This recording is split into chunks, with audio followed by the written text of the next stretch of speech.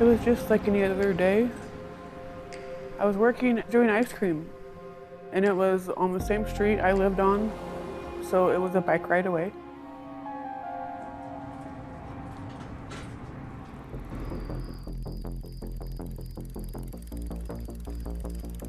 I was about 3 blocks away from my house, and I saw a gentleman pull out in front of me. He grabbed my handlebars and had a gun. He told me to get off my bike and get on my knees. He told me if I didn't, he would kill me. And he sexually assaulted me. It's the first thing that goes through your head, is why? Why me? Why didn't he murder me?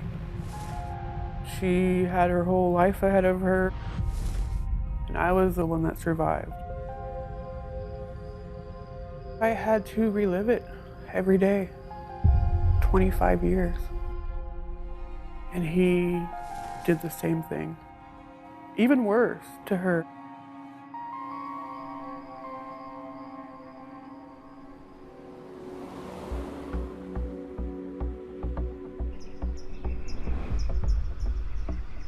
In August of 1996, Debbie Dorian had recently graduated from California State University of Fresno. There's Debo, taking up the heavy stuff. All right, don't drop it, don't drop it. She lived in the North Creek apartment complex, which is 4 or 5 miles just north of campus. We had just finished our briefing that we usually have in the morning. I was told that there was a female that was found in her apartment. Peter Dorian, Debbie's father, and Debbie had made plans that Debbie was to drive to Peter, her father's house, Thursday, August the 22nd. She had planned to arrive around 7 a.m. She didn't show up, so after a brief amount of time, he went to her apartment. Knocked on the door, rang the doorbell, and received no answer. He then turned the doorknob and pushed the door open, and it opened, which it shouldn't have because his daughter, Debbie, was very security conscious, would never leave her door unlocked. He went into the apartment, didn't see her in the living room or dining area or the kitchen, and then went towards the back part of the apartment. The TV was on, so he began to call for her and received no answer. He then began to look throughout the apartment, and he found the most horrific sight that any parent could encounter. And that was his daughter, Debbie Dorian, lying in the middle of her bedroom floor on the carpet, on her side. She was naked from the waist down. Her shirt was pulled up.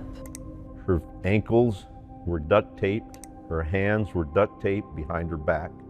And she had duct tape completely covering from the top of her head down to her jaw. We couldn't see her face. Obviously, she wouldn't have been able to breathe at all.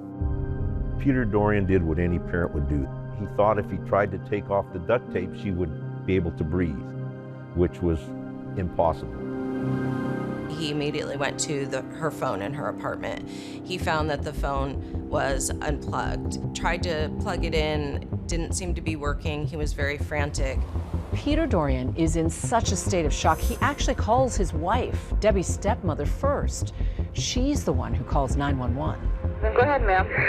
My husband just called and went to his daughter's apartment. She didn't show, and he found her dead in her apartment. Okay, tell me what your daughter's name is. Her name is Deborah Dorian. And then Peter makes another devastating phone call to his ex, Debbie's mom, Sarah Loven. Well, he was just, straight on with, Deborah's been killed. I ran screaming through the house. No, no, no, no, no, no, no. And that's all I could say was no, no, no. It just feels like somebody took a great big spoon and carved out your heart. Debbie was working towards her degree in economics, but she was also thinking about going to graduate school. When I spoke to Peter, he said that they were going to go to some other colleges to look at ideology programs because Debbie was looking at following in her dad's footsteps as being an audiologist. That particular apartment complex was inhabited with numerous college students. It's an area where that type of crime does not occur. Vince Savala spent 18 years with Fresno police and had just joined the California Bureau of Investigation before getting the call about Debbie Dorian's murder. This is where Debbie lived. It must have been crawling with investigators. Crawling with investigators, crawling with people who were worried. You had crowds gathering. There were crowds, yes. According to police, Debbie's dad found her body in her bedroom early this morning. There was no forced entry that we could see. I didn't see major disturbance in the living room or kitchen area. August 1996, my title was a scene criminalist, and I remember going to the scene. It looked like she had just made a sandwich, so the sandwich was there with some Doritos. I also remember going into the kitchen. There was a bag of Fruit Loop cereal. It had been open, it was ripped open.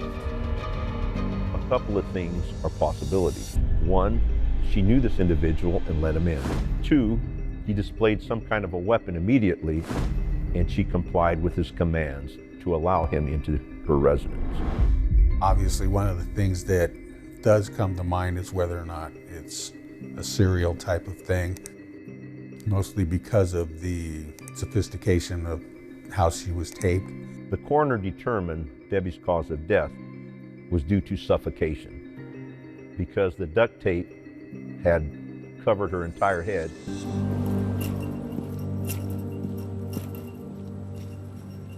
In situations like this, the pathologist that did the examination, he knew right off the bat that he was going to do a sexual assault kit just because of the way she was found. There was semen found on the victim, and then there was saliva sample that was found, and they came from the same source. They were the same individual. This profile was, as soon as possible, uploaded into the National DNA Database. There was no hit. In 1996, I was a lieutenant in the Fresno Police Department, assigned as the public information officer. It was frustrating that we had DNA evidence, but we had no one to tie it to. I knew it was a tough one, and so I immediately volunteered anything I could do to help them with that case before I took it over. What made you think, oh, this is tough? Because they were hitting brick walls left and right. It was a whodunit. And those are the most difficult homicides to solve. But an eyewitness is about to offer a major clue. He had seen an individual approach Debbie's store. A short conversation to the effect, "Oh, hi, how are you?" There is some very evil, demented predator out there. You're thinking, we have a murderer on the loose. We didn't know if, when, and where he was going to strike again.